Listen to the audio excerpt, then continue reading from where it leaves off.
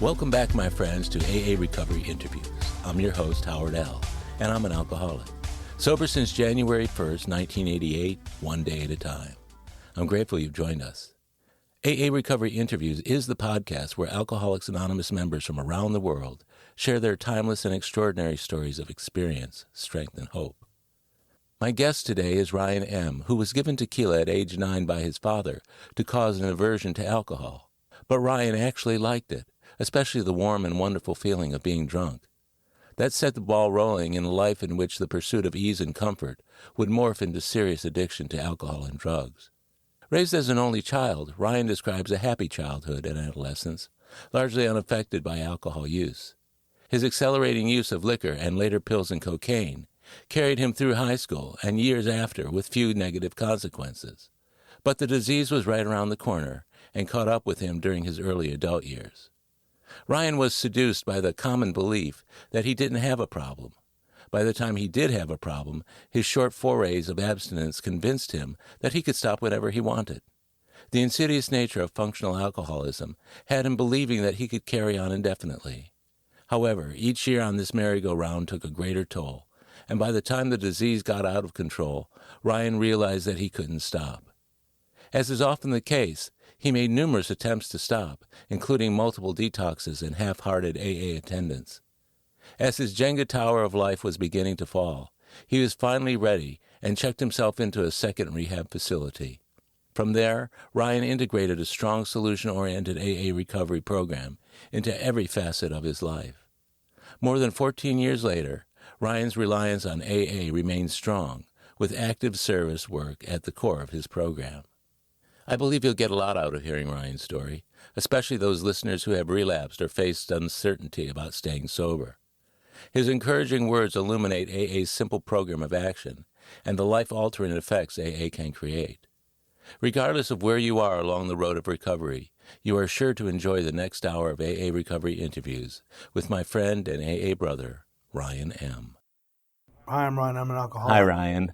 I really appreciate you meeting with me here this morning to record this episode of AA Recovery Interviews, the podcast where people in AA from all over the world share their experience, strength, and hope with each other through this podcast, through the interviewing process where we get to a lot of parts of people's stories that are very important to understanding why and how they got sober. The whole process hopefully inspires other people to get sober as well. And I've known you for a long time. You got sober. What's your sobriety date? July 7th of 2010. So when do you think the first time we met was? I know exactly when it was. Oh, it was? We were trying to do that citywide meeting for a while. Oh, yeah. And you told your story. Uh-huh. I think you were an impromptu thing. I think the original guy didn't show up, and so they called you. Yeah. No, I'll never forget it. That's where I learned the word schmagegi. A Yiddish word which means clown. Yes. Oh, wow. Yes. That's cool. In your story. It's cool that you remembered that. Yeah. Yeah, it worked out for me. Yeah, it worked out for you. It worked out for me. And we got to meet each other at that time, which is very cool. Mm-hmm. I saw you just the other night at a treatment center. Now, within these podcasts, I never mention names of treatment centers or of AA clubs for anonymity reasons. Sure. And secondly, I don't want to look like I'm promoting any particular treatment center. Saw you on Monday night there. That's a treatment center that's way out. It's about 40 miles from town here, out in the middle of the countryside. And I kept thinking, whenever you told me that you were chairing that meeting, what a commitment to service to drive 40 miles to chair a meeting for the people who are in the facility. That's really an extraordinary piece of service work, and I want to first of all honor you and thank you for that. But what got you involved in doing that? Well, first and foremost, I'd driven further to go to meet my dealer. So it's not so my original treatment center, it closed, and so I don't have this alumni place.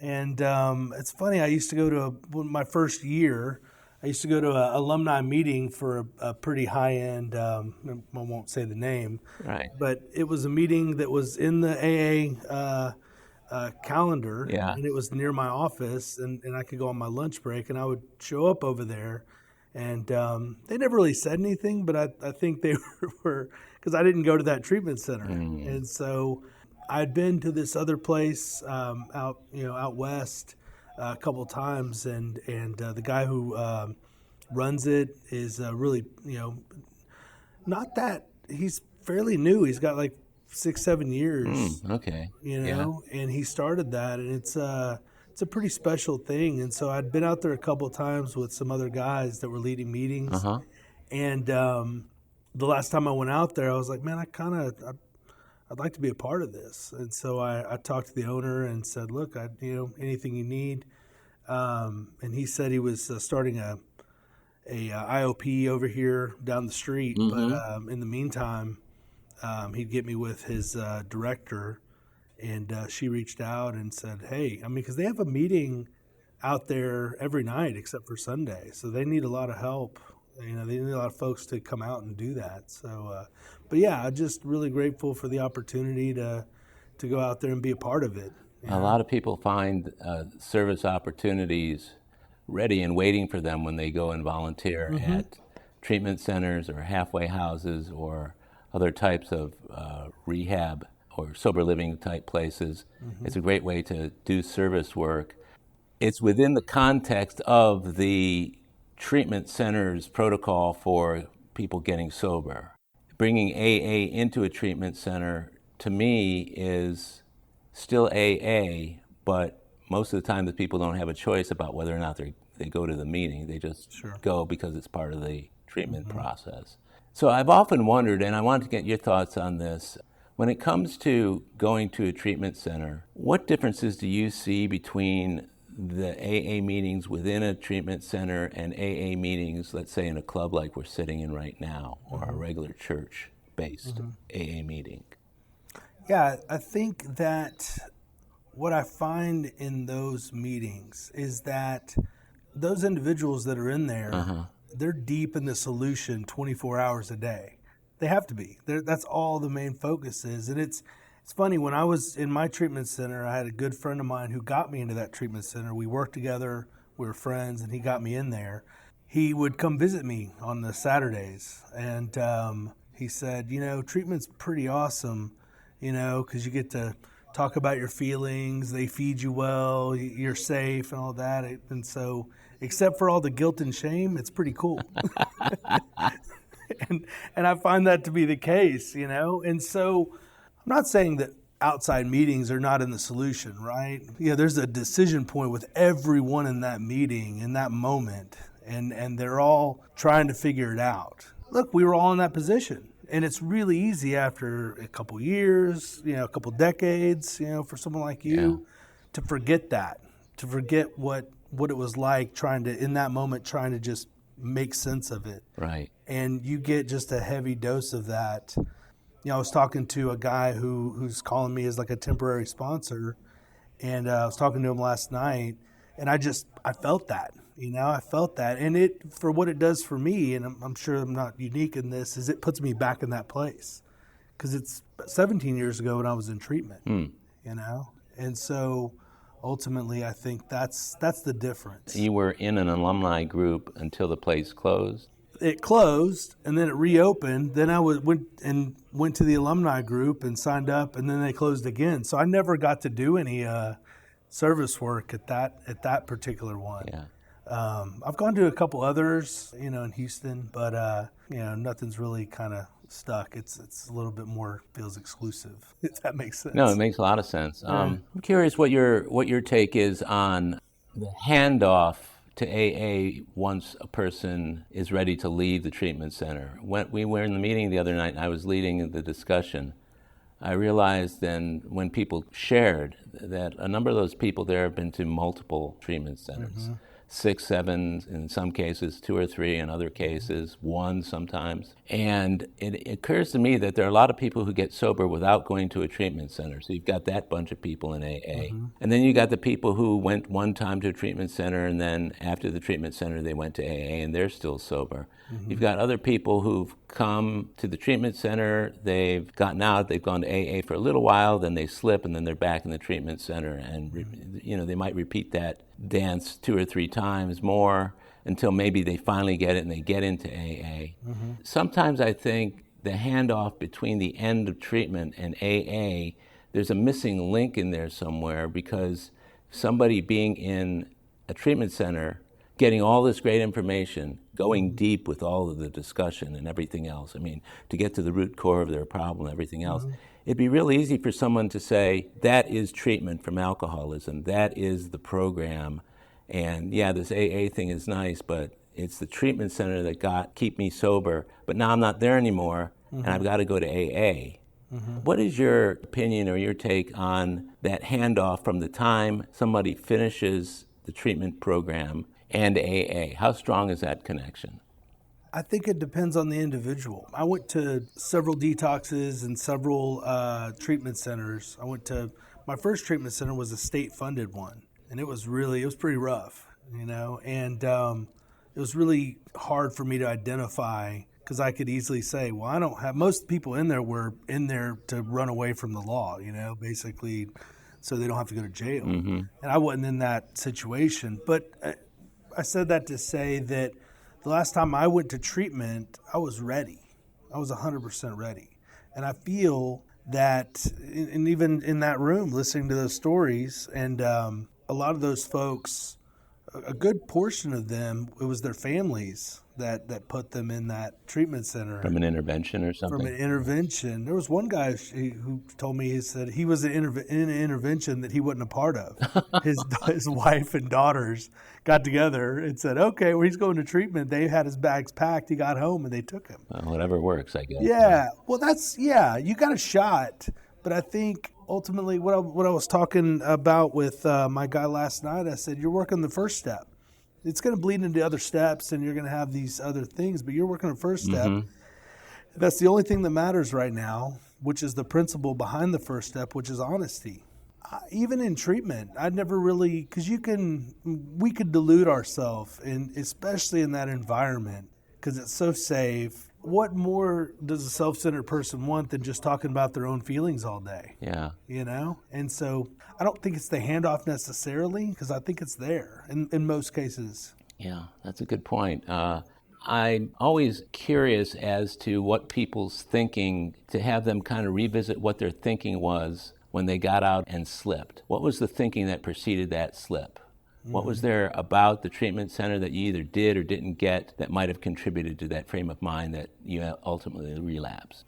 My experience, my first time, even until that last time, and multiple detoxes, treatments, meetings, all these things, until that last time, that trip to the last treatment center I went to, it never occurred to me to quit. It literally never occurred to me. And I think about that. It's an odd thing. It's odd. And the thing that makes it odd to me is one of the first things you'd think they'd be telling you in a treatment center is you've got to quit. Yeah, of course they do.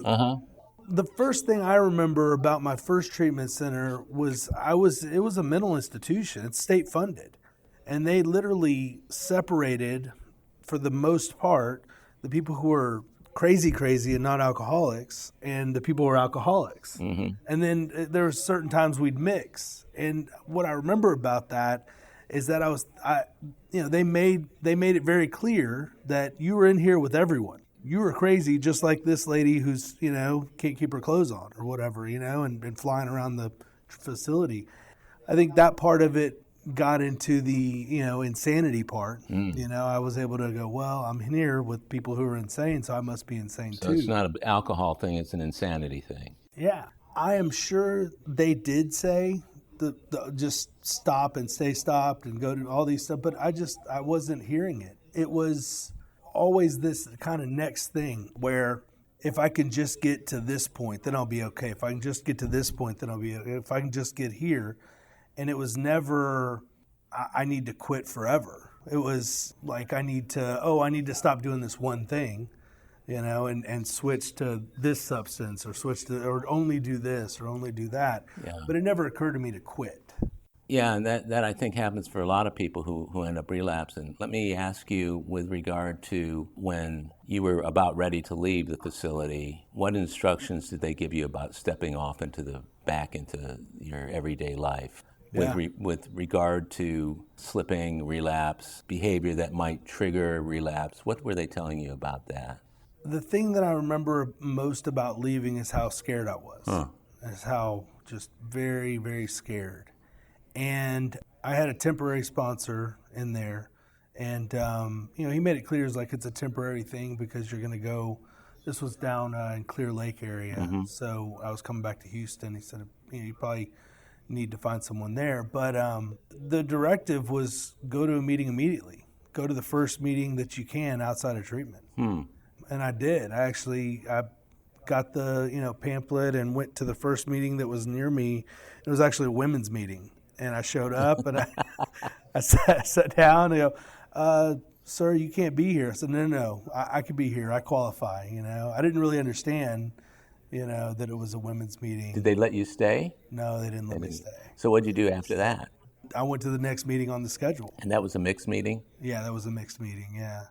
Where I remember that meeting. I still talk to people. I literally talked to a girl. She's out in California now. We've been friends ever since, And you still sober? Still sober, yeah. Still doing it. I have another friend who was in that first meeting, that very first meeting outside of treatment. And he actually came with his wife, and they were, during Thanksgiving, they live in Ohio now. They were coming back see the family. They came and spent the night with me and my wife, and we hung out. Oh, how cool. So that was that very first meeting. And the thing that I said, and my buddy never lets me forget it, is they called on me. And, I don't know what to share in that moment. I just was sharing honest. I was like, I feel like I'm on Mars. That's what I said.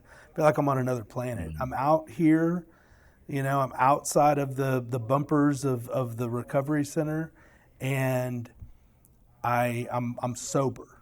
Yeah. Sober. And it's literally like a different world, like I'm on another planet, because I'd lived so long not sober. And, it's like, what do you do? You got to learn how to live again. You got to learn how to just very simple things, get dressed sober. Yeah, and 30, 60, or 90 days in a treatment center may not be enough time to completely change one's habits and behavior. No, you can't. Unless you stay in the treatment center, those habits and behaviors, they're not going to probably translate mostly. Well, they're foisted upon you. Correct. You're doing them because they're telling you to, not because you necessarily want to. And because everyone else is doing it too. And everybody else is doing it. Yeah. Of the number of people who you had in your first treatment center, or let's say, how many treatment centers have you been in total? I've been to two. Two, okay. Two full, So the two treatment centers that you've been in, what percentage of the people you were in there with ended up staying sober for any length of time after that? Out of probably, 60, 70 people, maybe, I only know of one. One? Yeah. Only one person, yeah. There's a guy that we actually, at my first treatment center, we went out together. We literally, we're in that treatment center, and we made the decision. He was a heroin addict. I was a pill addict. Went out and, relapsed went out. Relapsed together, yeah. We basically, we'd party together, And I talk to him occasionally. He's sober, but he doesn't work the program, which I don't tell him this, but I was like, that has to be miserable. But he's supposedly clean, but not sober, I don't think. And there's one girl who was a friend of mine who came later in that treatment center, and I know she's still sober. But other than that, I remember calling, my roommate, my bunkmate, this guy Lenny, great guy. I was like, you have all these plans. We're going to go to meetings together, and we're going to, do all the things. I called Lenny maybe a week later, and I could tell he was not doing it. Since it closed down shortly after, it wasn't like there was an alumni where we could all kind of go back and see. But it's not like you've been seeing the people you were in treatment with around town at all. No.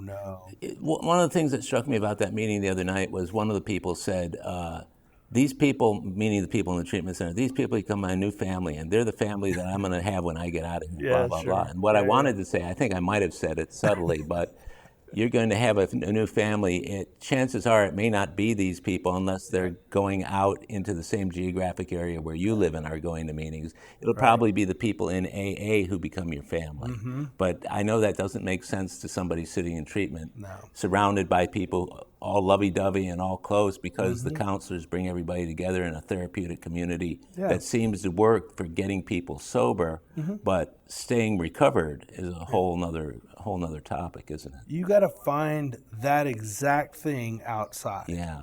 You got to, and it probably is not going to be the people that you leave treatment with. When you were in the treatment center that you were in, let's say the first one or the second one, what was the AA like that was being brought in for you, or was it initiated from the inside? Did you have any contact with outside AA? Yeah. What did that look like? The first one was, the state-funded treatment. We were in Fifth Ward, Right. so it was a pretty heavy level of AA, and they had I think it was a Saturday night, maybe it was a CA meeting, but it was all AA people, and it's crazy because I see those folks that would bring that meeting, and it was probably about 50, 60 folks that would come to that meeting. It was like a party, it was fun. I've seen a lot of those folks that were at that meeting in outside meetings, and they brought it. They brought some real, being that it was a little bit tougher, and they had the experience of living on the streets, prisons, these sort of things, coming up in there to get rid of jail. They were really, they call it uncut recovery. They were pretty. It wasn't a soft sell. So some of those people came right in as a group of AAs from the outside, took a good AA meeting into the facility. That sounds like it could have been pretty powerful to someone who really wanted it at that point. Yeah. But were your ears closed, or were you just convinced that your life is not like theirs, or what was there about that made you turn away from it? The easy thing is I wasn't ready. Yeah. I was not ready.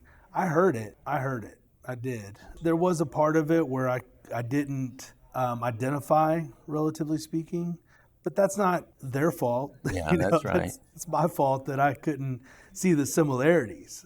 I see it very clear. Those same individuals, I see it very clearly now. It never occurred to me to stop. What was your mindset going into your second treatment center? What were you thinking about the time you went in there, about your need to go in and the reasons, et cetera? Yeah, this was 5 years later, so I was ready. So you got out of the first one. How long after you got out of the first one did it take for you to start drinking again? Oh, immediately. Immediately, okay. Almost. I think what happened, I opened a drawer in my kitchen, and there were some pills there. Popped them without even thinking, and it didn't even occur to me that I relapsed. Weird. And it was probably a couple weeks later I was off to the races. So for the next 5 years, you were out and about doing your thing, being an alcoholic and drug addict, can I say? Okay. Yeah. So about the time you got back at 5 years, what was your thinking, and what was there that drove you back to a treatment center? I was ready. I was tired. I was really tired. And that was kind of the first time where I was like, man, I'm still not considering like the quitting part, but I'm open to whatever to not feel the way I'm feeling. That was it. The guy that got me in, I called a treatment center here in the city and gave them my insurance information, and they said that, we don't take that insurance. And that was my, okay, well, I tried. I guess I don't need to be sober. Yeah, we I'm tired, but I'm not that tired. And then my buddy, who we worked together, and another guy that we worked with actually went to the treatment center that I ended up at. So he already had all the information. He already knew they took our insurance. He called them, verified it, and called me and said, okay, look, I'm going to give you this thing. They're ready for you. They got a bed. Just all you have to do is call them and schedule the intake. And so I went online. Here's how they really got me. This is another thing that other than being tired, Sure. I Googled it, and they had 2 locations. They had one in Clear Lake, or actually Webster. Yeah, Webster. Not Clear Lake. And then they had one in Boca Raton, Florida. And of course on their website, they put the one on Boca Raton, Florida. It's on the beach. There's a pool. It's this beautiful, stately thing. It's like a resort, doesn't it? Yeah, I'm thinking, great. This is exactly what I need. And I showed up, and it was in some warehouse mixed-use thing in Webster, Texas. Not this. And the hurricane. This was right after Ike. Yeah. So all the fences are blown down, trees, all this debris. It was not a beautiful place, you know. Yeah, I didn't care. I called my mom. I said, Mom, you know, you got to take me to treatment again, you know. But this time it was me saying I need to go. Usually it was her or someone taking me, you know. So you wanted to get sober. Yeah, I was ready. Okay, so that was your second and last treatment center. It was my second and last treatment center. You mentioned your mother. I wanted to kind of walk back to your younger years and what your life was like growing up in your family of origin. Yeah, so my dad, great guy, but he was for sure an alcoholic. Some of my earliest memories, you know, are him coming home drunk and waking me up and telling me it was all good. He was a happy guy, luckily. You know, we're going to the zoo tomorrow. We're going to do this. We're going to do that, you know. So I remember that. I remember my mom, she always kind of held it down and he kind of ripped and ran around. And it was okay. It wasn't as far as I knew, you know. So there was that level of alcoholism. But this was the 80s, and I think he ended up getting several DWIs. And in the late 80s, he got sent to county jail for 30 days. I think, like, the kind of stuff that he was doing, they would put you under the jail today. Right. But there was kind of this point in the 80s where it was, you know, it wasn't as harsh as it is. He came out of that and got into AA, and he was sober for a year. Really? Yeah, and I remember that Christmas was still the best Christmas that I ever had as a kid. Because your dad was sober. He was sober, yeah. And I never really knew that until I got sober and was able to reflect upon that. It seemed like a coincidence at the time, but now I look back and I go, oh, this is why everything was cool. You know? Well, thinking about your thinking as a child, yeah. What ran through your mind whenever you would see your dad drunk? It seemed normal. Normal. Yeah, drinking was a big part of it. You know, my dad was a gregarious Irish dude and fun. Everyone wanted to be around him. Anything we did, we didn't take a lot of vacations, you know, but anything we did, the events with the family. So my mom is Hispanic and her side of the family, and my dad is Irish, so his side of the family. So anything we did, there was drinking. Yeah, a lot of people too, I'll bet. Tons of family, and big parties, and that's what it was. It was all fun. There didn't seem to be any negative consequences that I was aware of, you know, as a kid, of all this partying and drinking. So as a kid, you're growing up with all this around you, and this is normalcy in your life. When people get together for holidays and parties, they just drink.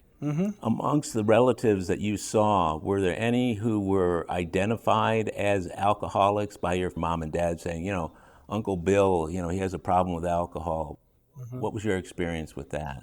Only my aunt, my dad's sister. She was a pretty heavy drug addict. And she went to, I think, treatment and went to this one treatment center that's still open, but it operates under a different name. But they had commercials in the 80s, and it was, you know, it's not your fault, but it is your problem. I don't know if you remember this commercial. Yeah. And but she went there, and I remembered that because they were talking about it. I you know, that daytime TV, I'd see that commercial. But my grandmother and my dad were always running in to save her, running into, you know, she had a daughter at the time that was 5 years younger than me, going to grab her out of these situations where she was heavy. She's doing, you know, crack cocaine and all sorts of stuff. But then she'd kind of rotate back to the family, you know, in a brief time. And I mean, she was a wonderful lady. I love my aunt, you know. It seems like when you're in that environment, everyone's drinking, you have to take it to another level for anyone to say anyone has a problem. Yeah. Even though everyone probably has some level of alcoholism, but they hold their life together in a way, and it's, you know, if you want to call it functional drinking. Functional alcohol misuse or abuse. As a child, how did your folks treat you? What was your mindset as a child for the most part? It was great. See, I was an only child, so, you know, I got the bulk of the attention. Plus, I didn't have cousins till I was 16. Wow. Yeah, so I was kind of the the only kid around. And then my aunt on my dad's side started having kids. But my parents, they were young. My mom was 20, my dad was 25 when they had me. So it really felt like we were all together. We were all growing up together. I was a latchkey kid. I was pretty independent. I'd spend a lot of time at home by myself, or playing with friends when my parents were out working or doing whatever. Were you happy as a child? Yeah, I was very happy. How old were you when you took your first drink? I was 9 years old. You were 9. Yeah. We're talking about drinking from that point forward, or just one drink and then? No, it was just a one drink thing, but it kind of set the stage, in that environment. So one morning, it was a Sunday morning, we were supposed to go to church. And my dad had been out the night before.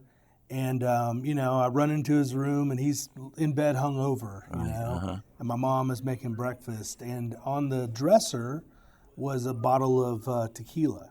To me as a kid, it's got shiny and gold and all that. And my dad, God bless him, saw me noticing it. You want to try that? I said, yeah. And so in his mind, the alcoholic thinking, I'm going to teach him a lesson. Right. So he's going to take a shot of this tequila. He's going to throw up, and he's never going to do what I do. Yeah. He's going to just aversion therapy. Yeah. Right. Yeah. Now I took that shot, and I didn't even shiver. I took it right down. We didn't have to go to church because I was drunk. Obviously, they're not going to take me. And I remember laying on the couch, drunk, that Sunday. Felt pretty good. Felt great. Felt yeah. great. Yeah. And my dad at that point thought, yeah, maybe that wasn't such a good idea. But then that drink didn't, go to more drinks until I was probably a teenager. So how old were you when you started drinking on your own accord? What it really started with was I got sick when I was about 10, and they gave me codeine cough medicine. And that was, to me, was the deal. During that illness, I would very much look forward to in the night, they would give me that cough medicine, and I would lay in bed and I'd watch cartoons, just, high as a kite. And there was always, for some reason, I guess, because they gave that stuff out pretty regularly at that point, there was always a bottle of that in our house. If I'd have drank, a drink, or if I'd have taken a drink out of my dad's liquor cabinet or something like that, wouldn't have been okay. But just taking a couple, pulls off of a codeine cough syrup bottle, that was kind of how it started. Or enough to do it for you. Yeah, and that was kind of like the drug addict alcoholic behavior where I was able to smooth out, And it wasn't until, I was probably 13, and at that point, at these family events, I could have a couple beers, because I'm with the family, it's okay, everyone else is doing it. And so that kind of, rolled into my high school career. We'll be right back. My friends, if you're enjoying AA Recovery interviews, I invite you to check out my latest audiobook, Alcoholics Anonymous, the story of how more than 100 men have recovered from alcoholism. This is the word-for-word, cover-to-cover reading of the first edition of the Big Book, published in 1939. It's a relaxing yet meaningful and engaging way to listen to the Big Book anytime, any place. Have a free listen at Audible, iTunes, or Amazon. While you're there, search for my other audiobook, Lost Stories of the Big Book, 30 original stories from the first and or second editions, missing from the third and fourth editions of Alcoholics Anonymous. It's an engaging audiobook that brings these stories to life for AA members who've never seen them. These timeless testimonials were originally cut to make room for newer stories in the third and fourth editions. But their vitally important messages of hope are as meaningful today as they were when they were first published. Many listeners will hear these stories for the very first time. It's also available from Amazon as a Kindle book or in paperback if you'd like to read along. You're going to love it. And we're back. I want to make sure you were drinking for the effect. Mm-hmm.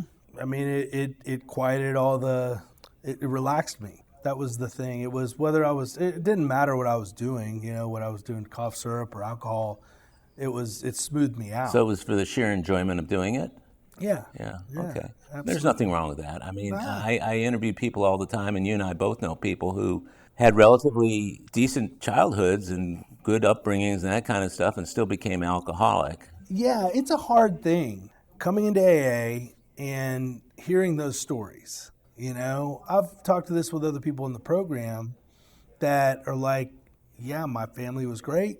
I didn't have any childhood trauma, relatively speaking, other than normal stuff, you know, nothing over the top. I was taken care of. I felt safe. I felt loved, all those things. And still, you know, I became an alcoholic. Well, as someone who came from a polar opposite of that, a very violent and dysfunctional family for the time I was born, my experience seems to clash with that sort of thing you're just talking about.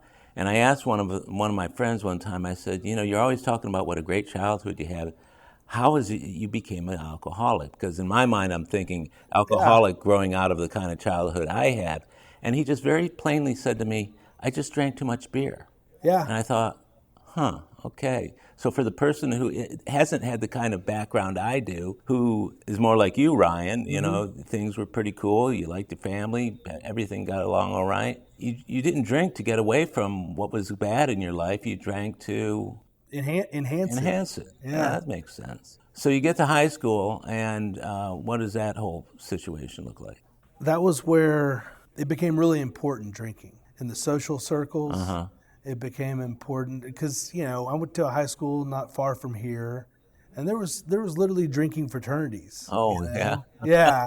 It was literally part of the curriculum, you know, where I went to high school was, you know, you play sports and you drink and you party. One of my best friends that's in the program now actually took me to my first meeting, and then he ended up, when he was still drinking, then he ended up in here years later. I was able to kind of repay the favor. Yeah, we had this line of, okay, now we're in high school, here's freshman year, here's sophomore year, here's junior year. And these are all people who you went through middle school and grade school with, so you knew these people. Yeah. Cool. Yeah. And this is what the classes ahead of us did. You get in with the upperclassmen, and it's always, you know, parties, drinking. Was there a marijuana or other drugs involved? Yeah, there was, but what was the interesting thing for me was that I didn't really do drugs. There were other people that did it. And it wasn't really until the end of my senior year that I kind of started doing marijuana more.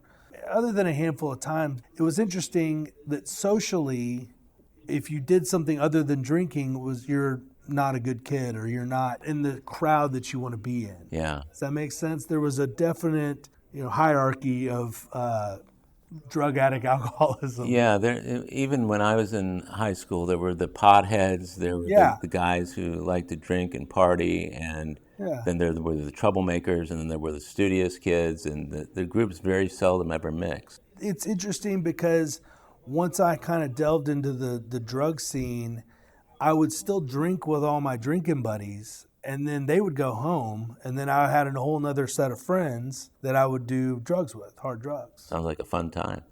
Yeah, it worked for a little while. How little of a while? Very little. Yeah? Very little. What started happening?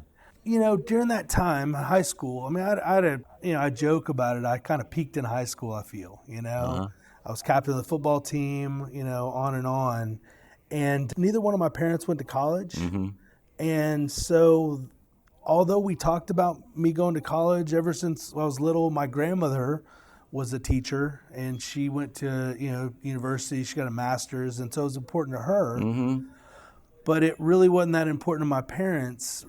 And even if it was, they really didn't know how to kind of guide me around doing that. And so all of my friends went off and went to college, and I kind of stayed home with a handful of folks. And that was kind of where it kind of took off, where what I was really doing was trying to recapture the glory of high school. You know, I was pretty depressed around the fact that I really that was over with, and it was like a blink of an eye. And now all my friends are gone, and they're kind of going off and doing their own journey. And here I am. I'm rudderless. You know, I have no direction. I don't really know what I'm doing. I'm going to, you know, some school, doing that because that's what you're supposed to do. But I had no idea. You know, I had no plan for life. I had no blueprint for life. that was where I think more the emotional side of drinking and drugging happened. I had this delusion of grandeur that I was going to be something, I was going to do something, but I had no plan for it. Yeah. I had no, understanding of what that might be. Yeah. I just thought it was just going to happen, if I just, but I'm partying now and I'm kind of doing this. And so you didn't give a whole lot of thought to going to college at all then, did you? It was important. It was. Important. Yeah. And I went to community college, and then my 21st birthday, I went to New Orleans for my 21st birthday. And we went to a concert, hippie jam band concert out. It was Halloween in New Orleans, which is my favorite. And we went out to this concert that was in an arena that was part of the University of New Orleans. And so after that, I'm like, oh, that's where I need to go to college. I need to go to New Orleans.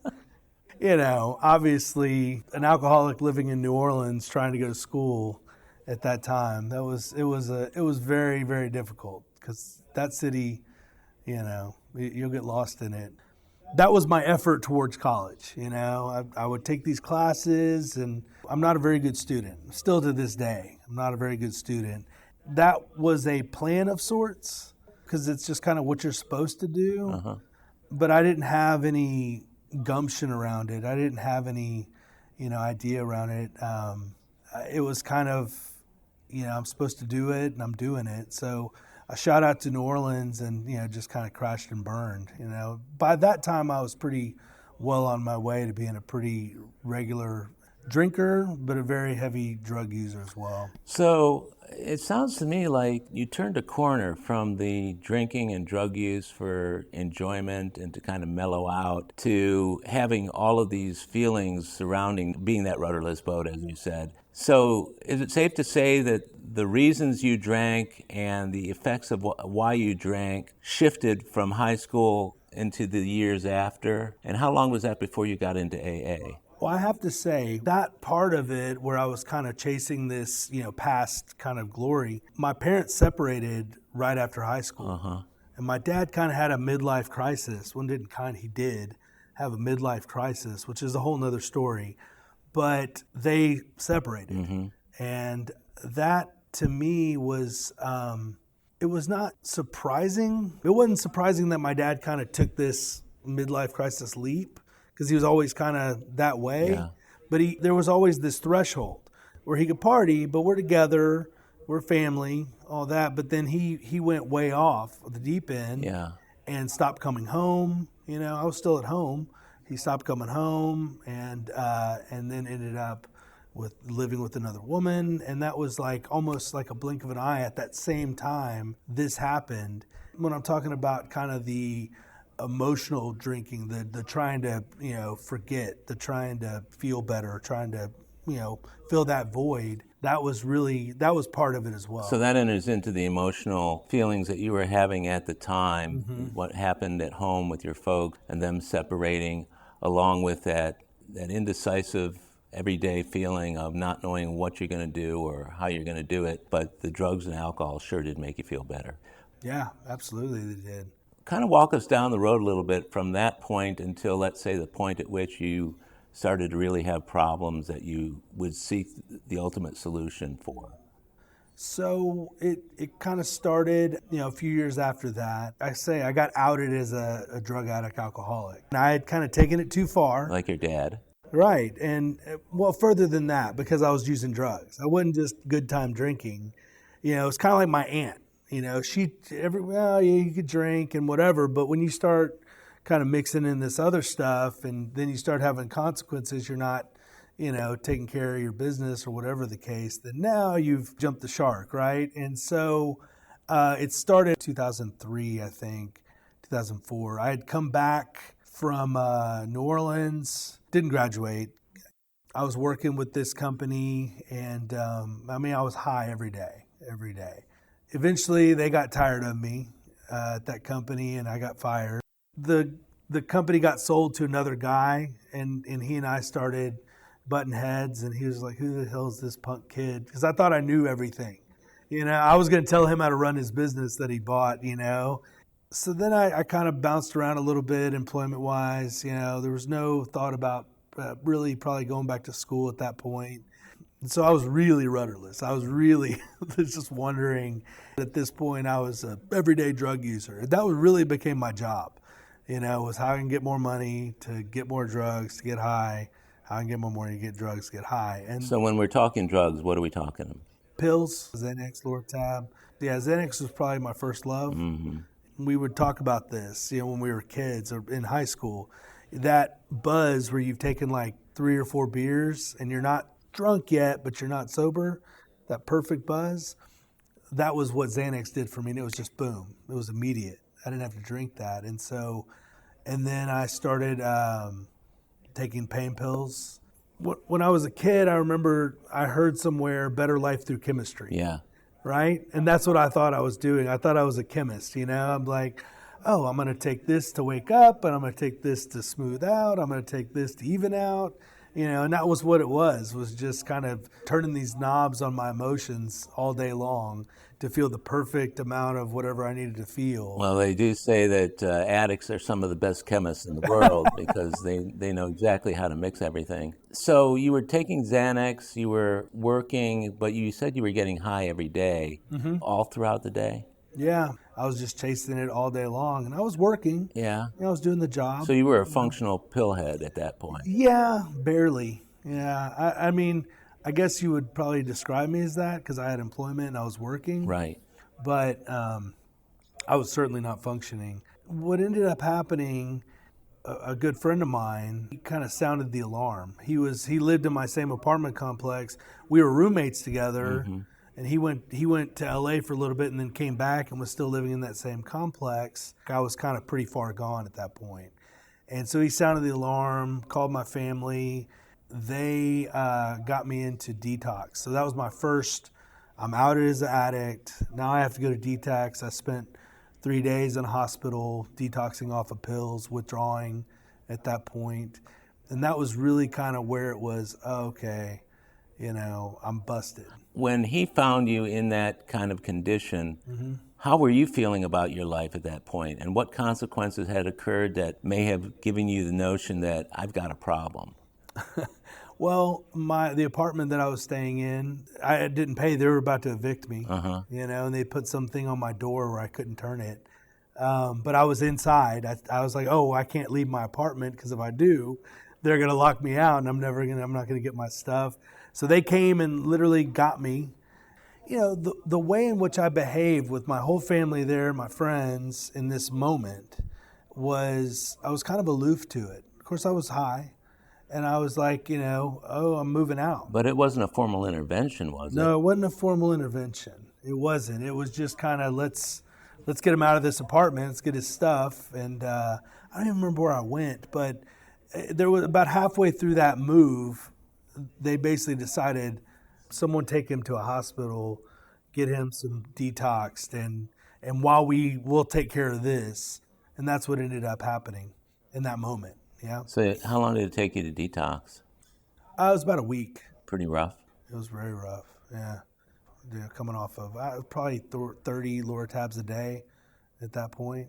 Yeah, that's a hard thing. But from that moment or that period of time, I did it, I don't know how many times before I actually, got sober. Detoxing, because, I was taking so much, I'd run out quite a bit. So you detoxed and then went back to just your regular life each time? Or you didn't obviously go into treatment each time you detoxed? No. What was the thinking behind detoxing but then not doing anything beyond it? It never crossed my mind that I needed to quit. It was always, if I could get to this point, or if I can get enough, or if I can get enough money, or if I can get a job, or if I can get this or that, it was always this, like I said, this delusion of grandeur that I had, that I'm going to go and do something else, and then magically I'm going to be able to use okay, I'm going to be able to drink okay, I'm going to be able to live my life okay without having to do anything for it. Literally, I had this idea that it was just going to happen. You did the detox as a way to kind of clean up for the time being until you can get back to thinking about what it was you wanted to do, or? Well, so what ended up happening was I detoxed, and I my buddy who had got me in there, I begged him to let me live in his garage. Now, this is like summertime in Houston. What kind of insanity is that? Yeah. So I had a futon and I parked it in his garage, and he's like, okay. And so him and another couple buddies of mine, they sat me down, and they were like, okay, you can stay here, but we got some rules. And you have to go to AA meetings. You have to go to 40 and 40, which was an interesting number. You can't drink, And I remember when they told me that, I go, oh, no. You don't understand. It was drugs that I had a problem with. I don't have a problem drinking, These are my drinking buddies. Right. I'm like, guys, come on. I'm a good drinker, right? And they didn't buy that, though. No. I ended up not following any of those rules. I think I went to, they took me to a meeting, and I got a sponsor. It was a birthday night, and I never went into the meeting, but we were out in the lobby area, and this guy who just celebrated, I think, 3 years came out, and he they told him, hey, he's new, whatever. And we went outside and talked, and he said, look, are you just white knuckling it? Because he was a opiate addict as well. And I was like, yeah, I did this detox, whatever. And he's like, okay, well, look, you're coming in. I could be your sponsor. I didn't really understand what that was because I never really went to the meeting. I didn't know what any of that was. And that was your very first exposure. That was my very first exposure to AA. Yeah. And I didn't go in because we didn't know if I could. It was a birthday night. We thought it was a special thing that you can't go in. But anyway, so that guy, he told him to call me. He gave me his number. He gave me a big book and gave me one of those packets, the newcomer packets. And he said, tomorrow go to a meeting. Don't use today. Go to a meeting tomorrow. And I went to a meeting that next day, and it's crazy. It was it's not even there anymore. It's over in the Heights area off of White Oak, and it was a house no bigger than this room, right? I mean, a small room, and there's probably about 20, 30 people in there. It was a candlelight meeting, and it was a smoking meeting, so it was full of smoke, and I smoked at the time, and I couldn't even stand it. I went to the chairperson, who was this old, this old guy with a long beard, what I thought a drug addict should look like, and I gave him my newcomer packet because I was supposed to get the numbers, right? I was supposed to, and first thing he told me is like, I ain't signing shit until you finish this meeting. So I think he thought it was a court document. He didn't know. Yeah. So I was like, oh shit, okay, fine. And then when he started the meeting, they asked if there was anybody's first meeting, and I raised my hand. And the comment he made was, all right, Ryan, well, your drinking's going to be fucked up from this point forward after your first meeting. That's what he told me. And in my mind, I thought, well, the joke's on you, man. I'm not even an alcoholic. I'm a drug addict. So my drinking's going to be just fine. Yeah. Thank you very much. So you didn't extend the alcohol to the drugs. I didn't. Complete separation between the two. Complete separation, and that was probably why it never really, considered quitting. Everything, be a complete abstinence. That's probably why I never thought, because I need to stop this, but I could do this or whatever, right? But then I called that sponsor. I said I went to a meeting. And he's like, good. He's like, what was the topic and whatever? And I told him, and he said, okay, we're going to meet on Saturday. Mm-hmm. And we're going to go through the first 3 steps. It's going to take, a couple hours on Saturday morning. And I remember, and I said this out loud, a couple hours. How long is this going to take, man? As if I didn't have time. I didn't have shit else to do. I had no job. I was living in a garage, but I was concerned about how much time this was going to take. And clearly that was my attitude towards it. So I did not. That didn't last. No, I didn't.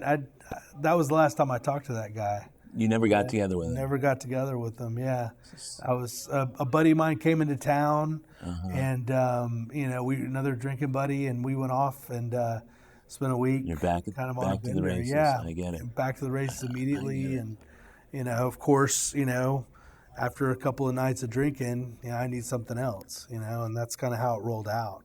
I kind of bounced around like that, and it wasn't until 2005, a couple years later, that I made it back into, that's when my first treatment center. First treatment center, yeah. Okay. So you went to your first treatment center. We've talked about that a little bit. And then you went out almost immediately after that. And then for 5 years you were out there. It was actually 3 years. So it was 5 years to my last sober date, 2010. But I went into my second treatment center in 2008. Okay, yeah. So it was about 3 years that you were essentially out there. AA wasn't on your radar at all. What kind of consequences led you to the second treatment center? After I got out of treatment, it got real rough. And I was out, I was a addict, and I was ripping and running the streets. And where that ended me up was just drug-addled, pretty frail. My family had to come get me out of the place I was staying, and I ended up on my mom's couch. So I again detoxed, not medically, but kind of detoxed there on her couch, and kind of started getting my strength back. I was my cousins were living there, and it was the summertime, and we'd go walk, or go to the pool or something like that. And, but I was real bad shape. I mean, drugs had really taken a toll on my body at that point. I was 25, about to turn 26. Since I had no plan, my idea was to go in the military. And I had decided I was going to go in the Coast Guard. Partly because I thought, they're going to put me on a beach somewhere. And partly because there was a new movie out with Kevin Costner and Ashton Kutcher, and they looked pretty cool. There was a Coast Guard movie. And so that was what I was going to do. So I went down to the recruiting station, and they said, okay, in October, we have, you would start boot camp, but you have to take this test, and then you also have to take a fitness test. And it was something at the time that seemed like, it was like run a mile in like 15 minutes or 12 minutes, what it was. I was like, oh man, that's rough, like that's, I don't know. And then I had to tread water for like 7 minutes and on this test. So then I was like, okay, look, this is probably May, June. And I thought I have 5 months to get into shape. And so that's what I did. So I wasn't drinking, I wasn't using during this point in time. Wow. Because I had this kind of focus on, okay, I'm going to go and go into the military. So you stopped cold turkey at that point? Cold turkey, yeah. Cold turkey. So you detoxed, you're sober for drinking or using for, 5 months, you said? And then what happens with the Coast Guard? So I end up, my mom is like, look, you got to get a job. And I'm like, but I'm going to the Coast Guard. She's like, I don't care. Get something. You got a few months here. Go get something. There was a Gold's Gym down the street that was brand new and it was cool. And so I went in there and applied. And so the guy who was running that gym, I didn't know it at the time.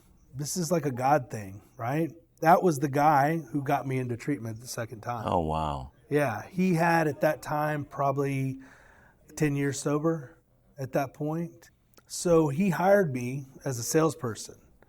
And I fit in there, like a glove. So you got to sell gym memberships while you were working out.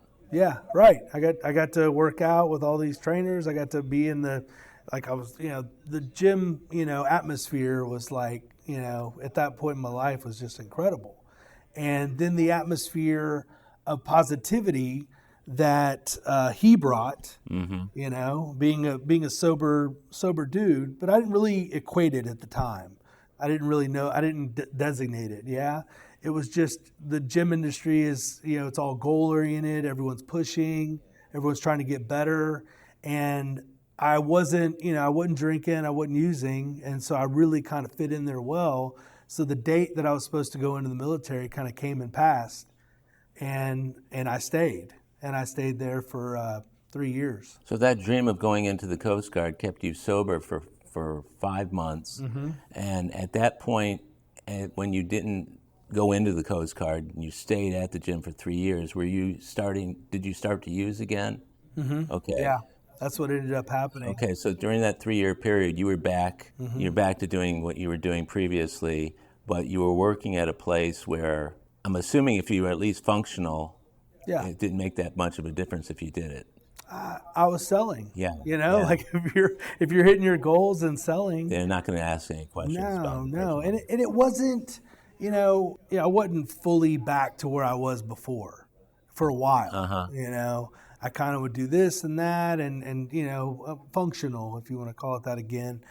But we were working 70, 80 hours a week, on top of working out, and then we'd go let off steam.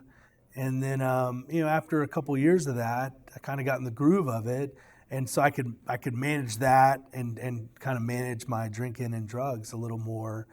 And what ended up happening really was I moved up. I started to kind of move up the ladder a little bit, Mm-hmm. and they ended up giving me the general manager position at 27 years old at one of their brand new, literally hadn't been built yet stores. That is how I ended up in rehab. that was where it happened. So I did that for about 6 months, and the pressure of that. Plus, I was out kind of on my own. I was out of away from the guy who was sober, and I was doing my own thing at this other gym, and I just kind of went right into it. I was literally barely functioning, and so I went into everyday drug use, not showing up for meetings, showing up for meetings high, where people would literally have to like wake me up. I'm nodding off, and anyway, that's a whole story. But what ended up happening, the president of the company came down after a while, about 6 months, Mm-hmm. and took me to the coffee shop next door and said, "Look, I'm going to ask you this question. I'd like you to be honest. Do you have a drug problem?" And that was, at that moment, I was emphatically yes. Yeah, because I was tired. That was your turning point. That was it, yeah. And what was his response when you said yes? He said, "Well, I appreciate that. Here's what we're going to do. We're going to give you 30 days to do whatever you need to do.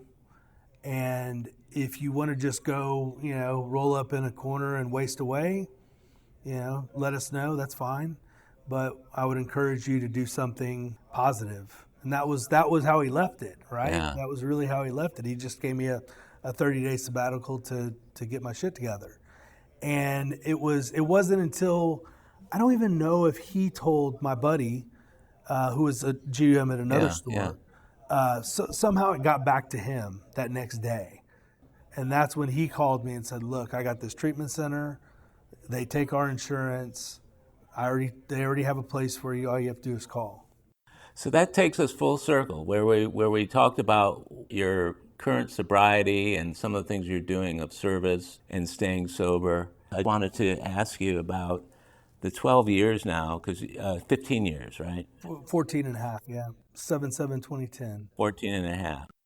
So I've seen you and known you for a long time, and I've seen you in meetings. We've chatted and talked, and so I know you work a good program. I want to ask you, with regard to what you're doing currently to keep your program strong and vital and keep yourself centered in the middle of the bed, as the British say, or the middle of the herd, as we say. What kind of things are you doing to effectuate continuous, good, strong, positive recovery? When you say I work a good program, I think that's arguable, right? I don't think anyone thinks they work a good program. Yeah. It's ebbs and flows. Yeah. But the things that have kept me in the middle of it, right? The fellowship, 100%. I mean, 4 out of all 5 of my friends are in recovery, and if I'm hanging out, it's probably going to be with those guys. Whether they know it or not, they keep me very accountable, and that's part of it. My sponsor is. If I could say someone works a good program, it's that man. His experience and his his program that he works. He's been the example. That's the word I'm looking for. And so I've been very blessed to have that man as an example of what to do on a daily basis. Outside of that, it's my relationship with God. I really had a tough time around the third step. I know everyone has a tough time around the fourth step, and everyone talks about that, but I really had a tough time around the third step. And I thought that you had to have an understanding of God to move forward. Sure. And my understanding of God had to be perfect before I could move forward. And I had to really know without a beyond a shadow. It's ridiculous now to think about it, but that understanding has grown so deep, over these last 14 and a half years to where, and I'll tell you why, Howard, my last relapse, I had just chaired a meeting, I had just worked with my sponsor, and 12 hours later, I'm high. Yeah. And after 9 months sober at that point. And so what I recognize is in that moment, my support group wasn't there. I wasn't calling them for help or anything. It was just me and God. Huh. That was it. And I didn't have a relationship with God. I couldn't ask him like I can today when that fleeting thought hits me, God, keep me sober. Easy. God, grant me the serenity. Whatever the case may be, however deep it is, I didn't have that relationship and that trust with God. So you had a spiritual awakening while you were in the program, Mm-hmm. and you were already doing all the other things, but that was the missing link, huh? That was it. Yeah. That's amazing. I moved really very quickly into the fellowship part of it. And I love that. And that's important, and meetings are important, and reading and sponsoring people are important. Sure. If they're guiding you to that spiritual awakening, and I often think a program like ours without a spiritual component is kind of hollow. There's some meaning that just isn't there that you really need if you're going to stay sober long term. I don't know, for me, if I didn't have that, I don't know what it would be. I mean, I don't know where Yeah. To me, and actually my buddy who got me into treatment, and he said this, and he didn't remember this, but we went to a meeting and went to lunch after I got out of treatment, and he said the 12 steps really are a way to clear the path to God. Yeah. Even though I went to treatment and had all these meetings and all these things, what he said made more sense than any of that. Yeah. It's a trick, and if you take these 12 steps, you're gonna have a relationship with God. And it's your job to do that. The other thing that happened was I came into this meeting shortly after my relapse, and when it was in the other location, and it was a big book study, and they were reading the 10th step promise about not being, we're neither cocky nor afraid. Right. And into that paragraph, it says, this has been our experience so long as we maintain spiritual, Spiritual condition. condition. And that was where it was like, oh, number one, this is a 10th step promise, so I have to get to the 10th step. Right. So if I want this, I got to get there. And the other piece of it is the maintaining the spirituality, which means that I'm not going to graduate. I can't rest on my laurels, and that's the key. And so, and that God relationship and that spiritual, and with the amount of sobriety you have to keep going towards it. What you did yesterday is probably not going to be enough. And I will say this, another thing that I heard, and you said it in the meeting, was the idea of spiritual capital. You have to have a bank full of spiritual capital for whatever's coming down the line. And the caveat is that you don't know how much it's going to cost for that calamity. Right. And you also don't know how much you have in your bank. Kind of crazy accounting, isn't it? So you have to keep putting money in it. You have to keep putting spirituality in it, hoping that next calamity. And Howard, you don't know how important that is to me, even today, because it does happen. Life comes, life on life's terms, it comes. And if you don't have spiritual capital, man, it's going to be a rough ride. Thanks for reminding me of that. Mm-hmm. You've just kind of run through some of the biggest gifts available to us in the program. And as we close, I wanted to ask, you said you're married, and do you have kids? I have a daughter. You have a daughter. Mm-hmm. So one of the big gifts of sobriety, we're not going to talk too much about that, but sounds to me like that might have been helpful and facilitated your continuous sobriety as well. Yeah, I mean, the life that I live now, that's another part, right? When we get in all the program stuff and what the book teaches, it's the trade-off, man. The life that I live now, even though sometimes I'm not happy, right? holy shit, it is so much better than I even imagined it could be. And it's so much better than I even thought it was going to be, even with my delusions of grandeur. Yeah. And all it was a simple trade-off. Simple trade-off. I just have to stop drinking and drugging. Yeah. And if I do that, I get to live this incredible life. That's a beautiful thought to end on, Ryan. I want to thank you for being with me today here on the AA Recovery Interviews podcast. Your story is amazing. It's very inspiring, and I look forward to many years ahead in our friendship, and I honor your sobriety. I love you, and I hope that recovery in AA continues to be as rich and important as it has been to this point. And so, again, many thanks for doing this. Same, Howard. Same, man. Thank you for having me. I'm honored to be on it, man. Thanks. Well, my friends, that's a wrap for today's episode of AA Recovery Interviews. I want to thank my guest, Ryan M., for sharing his story, and thank you for tuning in. If you've enjoyed the interviews in this podcast series, will you do a little service work by spreading the word about this rich and meaningful listening experience? This show is another helping hand of AA we can all extend to alcoholics everywhere. AA Recovery Interviews is available on Apple Podcasts, Spotify, YouTube Music, and all other podcast providers. Or visit our website, aarecoveryinterviews.com, where you can listen to every episode of AA Recovery Interviews. And if you want to contact me directly with any comments or suggestions, simply email howard@aarecoveryinterviews.com. Please also take a minute to leave a rating and review on Apple Podcasts and Spotify. By the way, this podcast strictly adheres to AA's 12 traditions and all General Service Office guidelines for safeguarding anonymity online. I pay all production costs, and no one receives financial gain from the show.